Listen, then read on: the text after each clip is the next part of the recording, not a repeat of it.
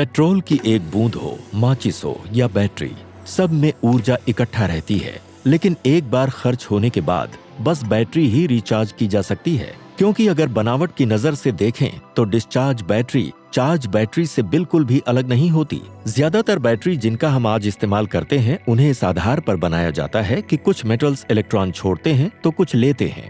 जैसे कि एक typical alkaline double A battery में जिंक मेटल हाइड्रोक्साइड आयन के साथ रिएक्ट करके जिंक ऑक्साइड में बदल जाता है और नेगेटिव टर्मिनल से इलेक्ट्रॉन्स छोड़ता है। ये इलेक्ट्रॉन्स बिजली के बल्ब से होते हुए बैटरी के पॉजिटिव टर्मिनल में लौट आते हैं, जहां मैग्नीज डाइऑक्साइड उन इलेक्ट्रॉन्स को लेता है। अलग अलग बैटरीज में अलग अलग मेटल्स के कॉम्बिनेशन इस्तेमाल होते हैं और कई बैटरीज में ग्रेफाइट जैसे नॉन मेटल का भी इस्तेमाल होता है, पर इन सब का मकसद यही है कि कुछ केमिकल रिएक्शन के जरिए इलेक्ट्रॉन्स का बहाव शुरू हो सके। लगभग सभी बैटरियां, यहाँ तक कि सिंगल यूज बैटरी भी थ्योरेटिकली रिचार्ज हो सकती है। ऐसा इसलिए क्योंकि उसमें अभी भी वो मेटल और बाकी केमिकल्स होते हैं। पर पेट्रोल का मामला इससे बिल्कुल अलग है। उसके जलने पर लिक्विड हाइड्रोकार्बन मॉलिक्यूल्स गैस में बदल जाते हैं और उस गैस को वापस पेट्रोल में नहीं बदल सकते, पर थोड़ी कोशिश करके हम जिंक ऑक्साइड को वापस जिंक में बदल सकते हैं। तो आखिर इसमें फर्क क्या है?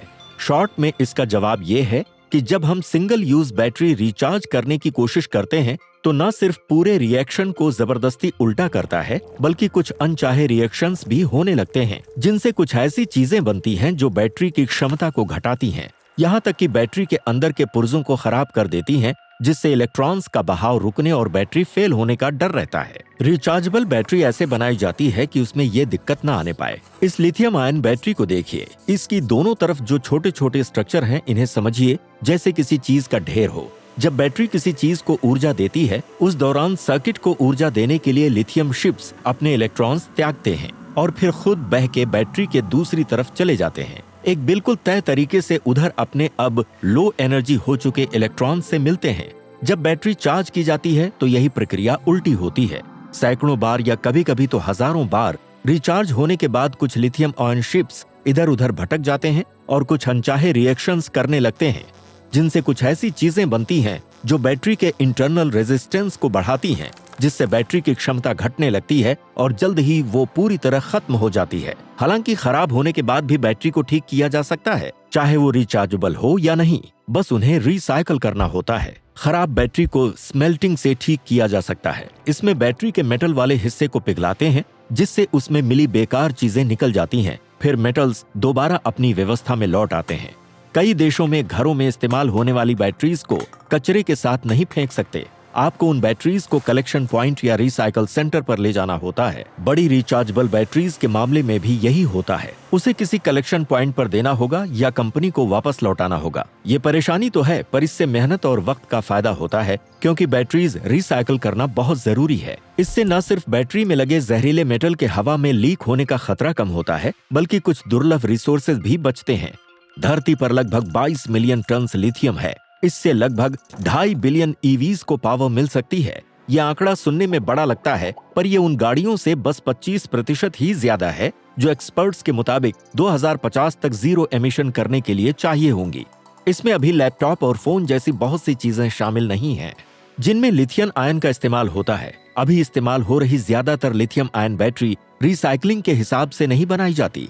इनका डिजाइन थोड़ा जटिल और बिना नॉन स्टैंडर्ड होता है और कंपोनेंट्स को ऐसी गोंद से चिपकाया जाता है जिसे निकालना नामुमकिन है। आज 5% से भी कम लिथियम आयन बैटरीज रिसाइकल की जा सकती हैं। अगर ऐसे कानून बने जिनमें साफ हो कि खराब बैटरीज के लिए कौन जिम्मेदार है और उसके साथ क्या होना चाहिए, तो बैटरीज तेजी से रिसाइकल हो सकती हैं। जैसे लेड एसिड बैटरीज के रिसाइकल के लिए सख्त कानून है, इसीलिए उनकी रिसाइकलिंग का दर लिथियम आयन से कहीं ज्यादा है। अगली सदी में हमें अनगिनत ईवी बैटरीज को रिसाइकल करना होगा। इसलिए वैज्ञानिक बैटरी रिसाइकलिंग के तरीके को कम खर्चीला और एनवायरनमेंट के लिए कम नुकसानदायक बना रहे हैं। स्मेल्टिंग में काफी ऊर्जा लगती है और अलग अलग बैटरीज के अलग अलग खतरनाक बाय प्रोडक्ट्स निकलते हैं। कानून के साथ साथ इंडस्ट्रियल प्रोसेसेस और हमारे व्यक्तिगत चुनाव से भी बैटरी की तकनीक लगातार बेहतर होती रहेगी। बैटरी के कुछ ऐसे कॉन्सेप्ट सामने आ रहे हैं जिनमें फिजिकल फोर्स, आसपास की आवाज, यहाँ तक कि यूरिन से भी बिजली बन सकती है। लेकिन अगर आप यूरिन को पावर का नंबर 1 सोर्स बनाना चाहते हैं तो थोड़ा निराश होना पड़ेगा, क्योंकि उसमें अभी वक्त है।